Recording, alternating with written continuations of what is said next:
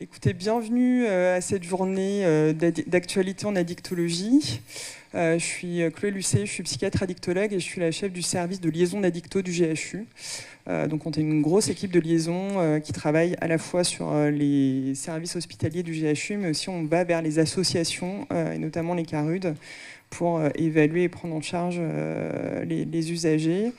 On a choisi cette année, souvent fait une journée thématique, qu'elle soit à destination des patients et des professionnels. Cette année, on a choisi de faire une journée à destination des professionnels, un peu centrée sur les nouvelles pratiques de consommation et les nouvelles consommations de produits auxquels nous sommes confrontés au quotidien et pour lesquels nous pensons que c'est important que l'ensemble du champ qui travaille autour de patients puisse être informé au mieux. Pour ouvrir cette journée, on a l'honneur d'accueillir notre nouvelle directrice d'hôpital, Madame Meizani, que je vais laisser...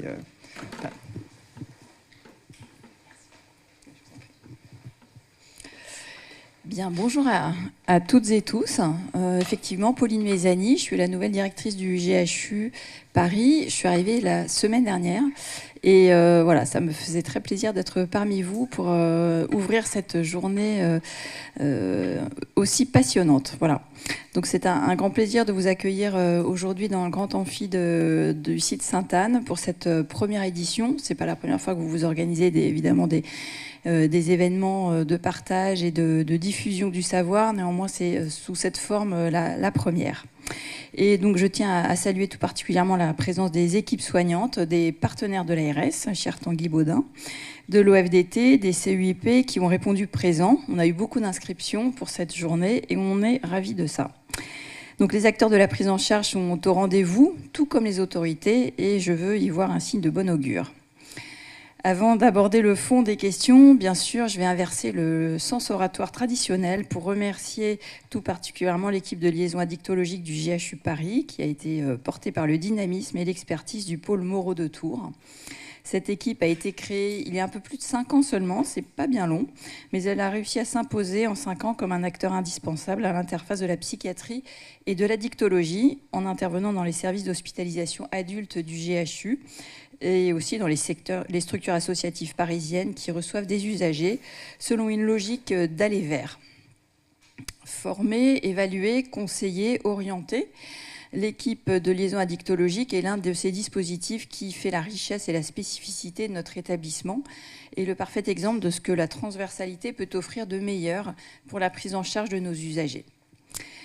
Alors, initier un rendez-vous comme celui-ci, institutionnel, c'est toujours un défi. Et encore une fois, le réussir en ayant autant d'inscriptions, franchement, bravo. C'est un excellent signe. Et vous apportez également à notre ambition institutionnelle de faire école, qu'on a inscrit dans notre projet d'établissement Vision 2030. Vous faites honneur donc à cette ambition et encore une fois, merci. J'ajouterai aussi que votre expertise n'est pas destinée qu'aux partenaires et aux sachants. Vous avez aussi à cœur de pratiquer la prévention et la RDR auprès d'un public qui nous tient à cœur. Ce sont les proches et les aidants. Avec votre initiative, par exemple, du mercredi, puisqu'on m'a parlé de votre initiative du mercredi, avec des groupes anonymes qui sont ouverts à tous sur des problématiques actuelles d'accompagnement de personnes en situation de dépendance avec ou sans produit. Donc je voulais le citer car là aussi c'est un rendez-vous qui me semble important et qui doit prospérer. Alors le choix des thématiques aujourd'hui ne doit rien au hasard puisque le paysage des substances psychoactives a profondément changé, vous le savez bien mieux que moi. De nouveaux produits de synthèse, du protoxyde d'azote détourné d'usages initiaux, des modes de consommation qui évoluent plus vite que nos référentiels, tout cela impose que nous nous tenions collectivement informés. Compte tenu de différents facteurs, notamment bien sûr les réseaux sociaux et leur capacité massive de propagation, les usages peuvent se répandre et faire contagion avec une nouvelle notion d'épidémie qu'on découvre en épidémiologie. Nous ne pouvons plus donc nous contenter des grilles de lecture traditionnelles, il faut toujours s'adapter.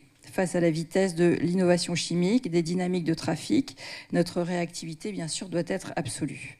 Connaître le produit, c'est comprendre la crise, et comprendre la crise, c'est commencer déjà à mieux soigner. Quant aux nouveaux produits de synthèse, l'Observatoire français des drogues et des tendances addictives en a dénombré près de 450 depuis 2008, dont rien que 17 pour l'année 2023. Donc c'est assez colossal. Et le cas du protoxyde d'azote en est la preuve. Substance longtemps minimisée, elle est aujourd'hui reconnue comme responsable de complications neurotoxiques sévères et de présentations psychiatriques complexes. Cette exigence de mise à niveau est d'autant plus pressante que nos patients en psychiatrie sont particulièrement exposés. Nous le constatons chaque jour dans les unités d'hospitalisation comme dans les structures ambulatoires. Les troubles psychiatriques et les conduites addictives s'alimentent mutuellement et les nouvelles substances redéfinissent constamment les contours de cette comorbidité et de ces interactions. Le produit vient souvent masquer, aggraver ou précipiter la décompensation psychiatrique. Donc il convient au plan clinique de commencer par savoir reconnaître ce que nous avons devant nous, bien sûr, pour ajuster les stratégies thérapeutiques sans prendre de retard. Cette journée résonne avec force au sein de notre établissement, puisqu'elle s'inscrit en droite ligne avec les orientations stratégiques du projet Vision 2030, puisque parmi ces grands défis, les grands défis que nous avons recensés et nos ambitions dans ce document Horizon 2030, nous avons réaffirmé la nécessité de briser les silos historiques entre les deux disciplines, psychiatrie et addictologie.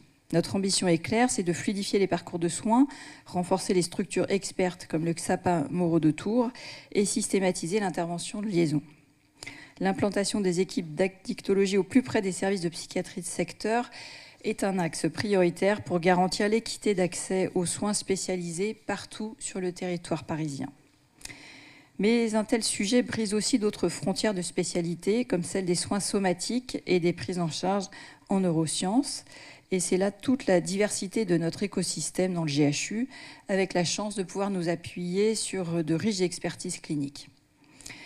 Il nous appartient d'articuler l'ensemble de ces composantes au service des usagers. Pour que la vision 2030 devienne une réalité palpable pour les patients, l'enjeu de cette journée doit être professionnel et collectif. Le savoir de cette journée doit circuler vers l'ensemble des équipes pour que la compétence addictologique ne reste pas l'affaire de quelques spécialistes, puisqu'elle doit irriguer toutes les pratiques à tous les niveaux de la chaîne de soins. C'est notre ambition. Alors, elle est vaste, elle est élevée, mais à chaque jour suffit sa peine, et puis on va progresser vers cet objectif, pour que chaque soignant, qu'il travaille en CMP, en intra-hospitalier ou en équipe mobile, puisse acquérir un réflexe addictologique élémentaire. Chers collègues associatifs, libérales, médico-social, puisque le parterre que vous représentez aujourd'hui est riche de toutes ces composantes, merci de votre présence, qui, je l'espère, est aussi gage d'une relation partenariale éclairée sur le terrain, en termes d'adressage, de RCP, d'orientation, afin de toujours limiter l'errance et la perte de chance pour nos patients. Chers collègues, le programme qui vous attend est passionnant aujourd'hui, résolument ancré dans la clinique et la veille sanitaire. Et je remercie à nouveau l'équipe de liaison addictologique de nous donner les outils pour anticiper plutôt que subir. Et je vous souhaite à toutes et tous une excellente, riche, fructueuse première journée Addict Actu.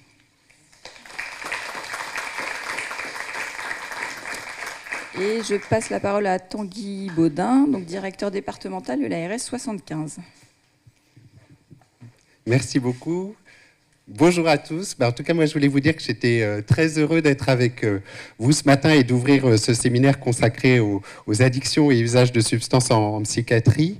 C'est vrai que c'est un sujet qui vous concerne, vous, acteurs de santé, mais aussi qui concerne de nombreux acteurs. Et je voulais insister là-dessus, que ce soit des acteurs de l'éducation, de l'ordre, de la sécurité, mais aussi le législateur. Je pense que vous avez vu récemment encore qu'il y a eu des évolutions avec la loi, le texte Riposte notamment, et qui interpelle aussi beaucoup notre monde politique. Alors, il y a deux sujets qui vont être particulièrement traités aujourd'hui, le protoxyde d'azote et les nouveaux produits de synthèse. Donc, je remercie beaucoup le docteur Lucet pour cette invitation, parce que depuis quelques jours, j'essaye de travailler, de lire le lexique des drogues, de mieux comprendre et autres. Moi, je m'occupe plus du crack habituellement, mais là, j'ai pu revenir sur d'autres sujets. Et puis aussi, un thème qui est particulièrement intéressant, c'est l'approche qui est centrée sur une population qui est particulièrement vulnérable, les patients psychiatriques. Donc pour commencer, je voulais déjà remercier le groupement hospitalier et puis souhaiter tous mes voeux de succès dans ses nouvelles fonctions à Pauline Mezzani qui vient de prendre la direction du GHU PPN et puis également le pôle Moreau de Tours et l'équipe de liaison, notamment le docteur Lucet et toutes ses équipes pour l'organisation de cette journée. C'est important ce type de journée parce que ça permet de croiser les regards, de partager les connaissances et de renforcer notre mobilisation collective face à des phénomènes qui évoluent très rapidement. Alors c'est vrai que j'entendais le terme d'épidémie, mais c'est vrai que quand on commence à s'intéresser à ce sujet, c'est fou toute l'actualité qu'il peut y avoir. Il y avait encore un article la semaine dernière dans Le Parisien, il y a un DGS urgent qui est sorti la semaine dernière. C'est vraiment des sujets au cœur de l'actualité. Et c'est vrai qu'il y a des points communs sur les thèmes qui vont être abordés, à la fois sur le protoxyde d'azote ou les nouveaux produits de synthèse. Effectivement, c'est une évolution qui est très récente, qui est en pleine expansion, qui est dans toutes les régions de France, qui vise un public consommateur jeune. Donc c'est quand même ça qui est inquiétant, puisque ça touche particulièrement les jeunes adultes, les adolescents, avec une très grande accessibilité en raison d'un coût qui est très faible. Une vente, on va dire, qui est presque pseudo-légale. Quand on voit le protoxyde d'azote, il a uniquement été interdit aux mineurs en 2021, qui est inclus aussi maintenant dans tout ce qu'on appelle les e-liquides, là, dans tout ce qui est vaporette, tout ce qui est cannabinoïdes de synthèse qu'on trouve assez facilement, même trop facilement. Et puis aussi d'autres produits de synthèse comme l'MDMA qui est aussi très accessible sur Internet. Et alors en plus, tous ces produits, ça donne une image un peu dans l'imaginaire collectif, une image qui est très positive, associée à des moments récréatifs ou festifs. Et puis c'est pas le côté drogue dure, injection ou autre, c'est le côté inhalation où finalement on pense que c'est inoffensif. Donc il y a une très grande méconnaissance des usagers sur ces effets secondaires qui sont parfois très graves, des réseaux sociaux qui peuvent donner des informations et une désinformation très forte. Et c'est vrai que tous ces constats, ils évoluent dans un contexte européen et international qui est très dynamique en termes d'exportation. On voit toutes ces entrées sur le territoire national de tous ces produits et puis toute cette production illégale. Moi, je voulais peut-être rappeler quelques chiffres qui me paraissaient importants que j'ai pu lire dans le baromètre de Santé publique France, notamment les données Île-de-France. Le protoxyde d'azote, c'est la seule substance psychoactive pour laquelle la consommation chez le jeune de 17 ans est significativement plus élevée en Île-de-France qu'ailleurs. Donc on est un territoire qui est particulièrement touché. Un nombre de signalements qui a été multiplié par 3 entre 2020 et 2023. C'est énorme, multiplié par 3. 10% concernés des mineurs, 60% des usagers entre 18 et 24 ans, donc on touche vraiment des cibles très jeunes. C'est une des substances qui est les plus consommées maintenant chez le jeune après le cannabis. Et 14%, donc c'est presque 1 sur 7 jeunes de 18 à 24 ans l'a déjà expérimenté. Et les données 2025 confirment du Centre d'addictovigilance de Paris que l'âge moyen des usagers est de 21 ans. 84% sont majeurs, mais ce sont des majeurs plutôt jeunes, proches de 18 ans. Et les signaux sanitaires, ils sont désormais très clairs. On reçoit, nous, des alertes à peu près tous les jours à l'ARS, avec une augmentation continue des intoxications, des complications neurologiques parfois irréversibles, un recours croissant aux services d'urgence. Je pense que tous les urgentistes dans les SAU voient ça tous les jours. Et puis une montée des usages intensifs avec des consommations qui sont de plus en plus répétées, parfois quotidiennes, et des formes de dépendance. Et c'est ça qui est très nouveau. On n'est plus juste sur la petite cartouche qu'on prenait comme ça de temps en temps. On se rend compte que c'est une véritable addiction du quotidien. L'ARS a réagi, vous dire que c'est une priorité forte du projet régional de santé, et en particulier tous ces usages qui sont émergents. Alors on avait lancé avec l'ARS Hauts-de-France, si vous ne connaissez pas, une communication qui était orientée vers les 15-25 ans pour le protoxyde d'azote. C'est le proto, c'est trop risqué d'en rire. On avait même pris un influenceur qui ciblait les plus jeunes, puisqu'on avait pris Jamy, du monde de Jamy, donc on touche quand même des très jeunes. Et on a fait une diffusion large sur les réseaux sociaux avec des affichages aussi dans les transports parisiens. On a relancé en 2025 cette communication parce qu'elle est toujours adaptée, et vous dire que tout est encore disponible, c'est libre de droit. Vous pouvez aller sur le site de l'ARS, vous tomberez sur cette campagne Le Proto, c'est trop risqué d'en rire, et vous pouvez télécharger les affiches et tous les kits pour les professionnels. Peut-être à titre d'exemple, il y a encore 10 jours, il y avait l'association des maires d'Île-de-France qui organisait le congrès des maires d'Île-de-France. Et on a pu élaborer un guide pour les maires d'Île-de-France. Alors c'est vrai que souvent les maires d'Île-de-France, ils sont paniqués par les petites comment ça s'appelle, les cartouches. Cartouches, pardon, cherchez. Parce qu'on est passé des cartouches aux bonbonnes aussi. Avant, c'était des petites cartouches, maintenant, c'est des bonbonnes de protoxyde. Et alors, je ne sais pas si vous savez, ça explose dans les incinérateurs. Ça a un coût de traitement des déchets qui est monstrueux. Mais en plus, ils sont très inquiets parce qu'ils en retrouvent dans tout l'espace public. Donc, on a fait un guide qui est principalement destiné aux maires, qu'on a pu distribuer lors du congrès des maires, pour rappeler le cadre législatif en vigueur, qu'est-ce qu'ils pouvaient prendre comme décision, comme arrêté, les pouvoirs d'action des maires, et surtout pour agir en prévention de la consommation, en diminution de cette consommation, comment ils peuvent travailler aussi avec les écoles de leur territoire. L'important également pour la RGS, c'est d'organiser une prise en charge qui est rapide, avec des parcours de prise en charge. Et je voulais souligner en décembre 2025 la création, avec un financement sur le Fonds de lutte contre les conduites addictives, d'une filière spécialisée en Île-de-France pour le repérage et la prise en charge des patients souffrant d'addiction au protoxyde d'azote, qui a été installée à l'hôpital René Muret à PHP, avec une complémentarité entre l'addictologie, la rééducation neurologique en cas de troubles séquelaires, notamment moteurs. Je voulais parler aussi, je vais essayer de ne pas être trop long, mais sur les nouveaux produits de synthèse, notamment les cannabinoïdes de synthèse et le DGS urgent. Je pense que vous l'avez tous vu. Comme on le rappelait tout à l'heure, on a eu 50 nouvelles substances qui ont été notifiées pour la première fois en 2025.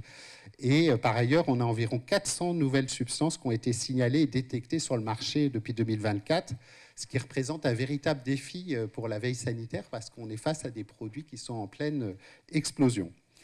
Le DGS urgent, si vous ne l'avez pas lu, je vais vous en dire les grandes lignes. Il a été publié le 11 juin 2026 à l'attention de l'ensemble des professionnels de santé et il est vraiment sans ambiguïté.